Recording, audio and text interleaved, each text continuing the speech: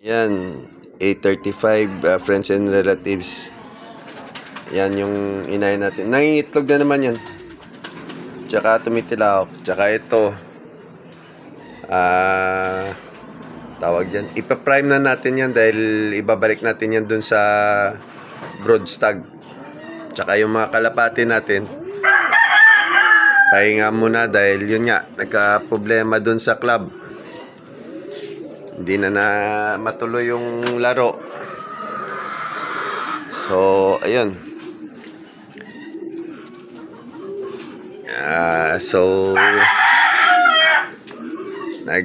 Iniisip na po natin na mag-quit na sa pag-iibon muna dahil yun nga, hindi naman tayo mag-quit. Magbabawas lang muna tayo ng mga panlaban. Kasi yun nga, daming gusot. So, ito yung Bobby Boys natin na kay Boss John na binid natin sa BB Gold Lemon 84. At saka ito yung 2 times winner na broodcock natin na binigay sa atin ni Pereirandi. Ito po, hindi po nanalo to sa sa ordinaryong sabong. Ang sinalian nito po is high level po na, at pinanalunan nito is high level po na derby doon sa amin sa Iloilo. Alam nyo, sa mga nagsasabong, alam nyo yung Candelaria, di ba? Yung prestigious na sabong doon sa amin sa Iloilo. Yan po, doon po yun nanalo sa Iloilo Coliseum, na ngayon yung rules and regulations ng Iloilo Coliseum ay ina-adapt na po ng halos lahat ng sabungan sa buong Pilipinas. At yun nga, may bayad pala yan. Oo, parang ganun ang nangyayari. May yung ganyan, in-adapt nila yung rules and regulations ng dito, yung kay Chito Tinsay.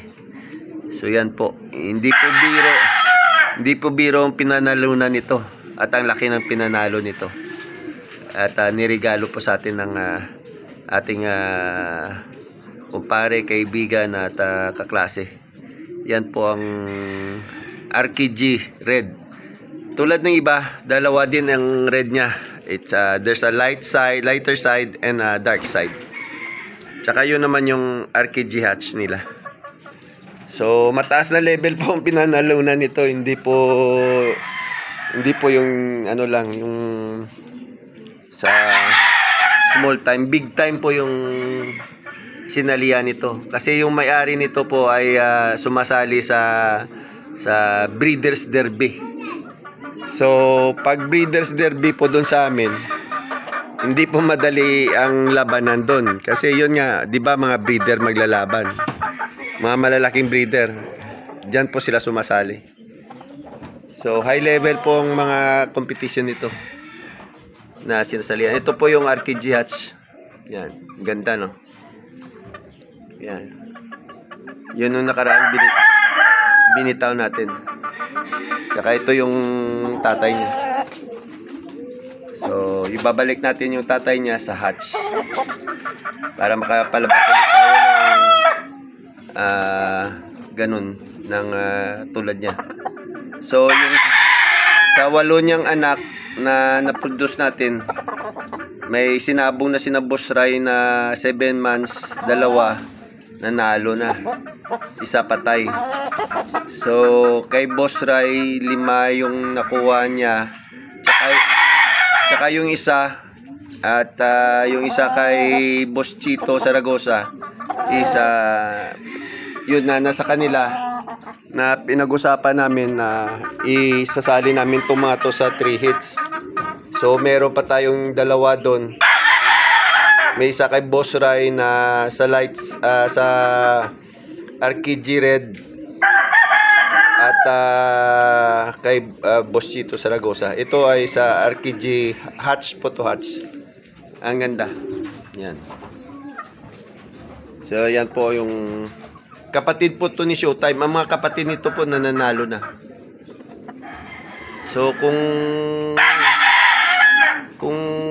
dumating na po kayo sa level na matataas na level na ng pagsabong, yun na po yung sasalihan nyo. Yung mga breeders derby. Kasi hindi po madali yung pagsali doon. At hindi rin po madaling manalo doon. Yan.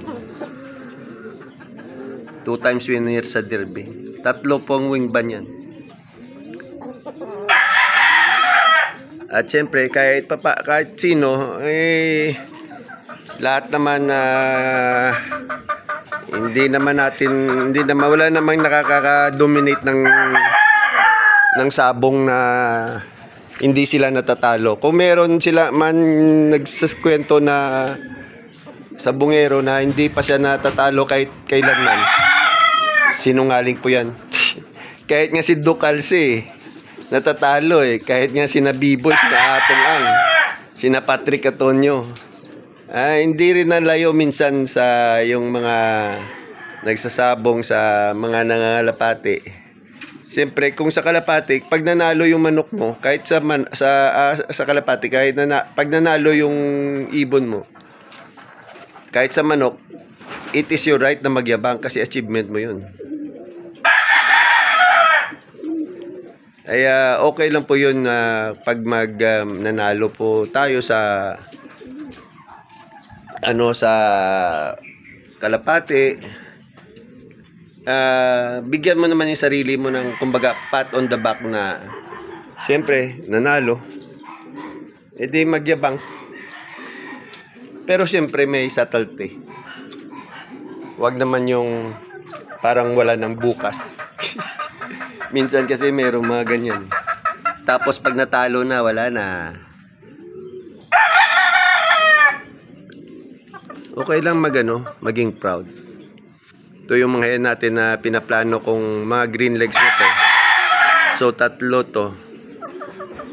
Kung maisipan natin parami ng sisiyo, sasabay na natin silang gamitin. Hirap magkal, lalo na pag alos lahat, walang tapon. Ayan po, at inatake pa tayo ng gout, kaya medyo hindi maganda. Pero okay lang po, laban lang talaga. Ganyan naman talaga ang buhay. Yan. Brood stag. Tested na po mga yan. Bago pa dumating mga yan, wala namang problema na yung ibubuga niya kung quality niya or hindi pa subok. Subok na mga yan po at kita nyo naman yung quality ng mga binuga niyan. So sana po ay makatulong po ako sa inyo sa sinishare ko sa inyo sa pagmamanok kung ano po yung nasa atin na pinagkaloob na siner ng buti nating kaibigan ko pare kaklase. Yan ang Bobby Boils natin. Ganda no? Tangkad Hindi po, love you guys. God bless.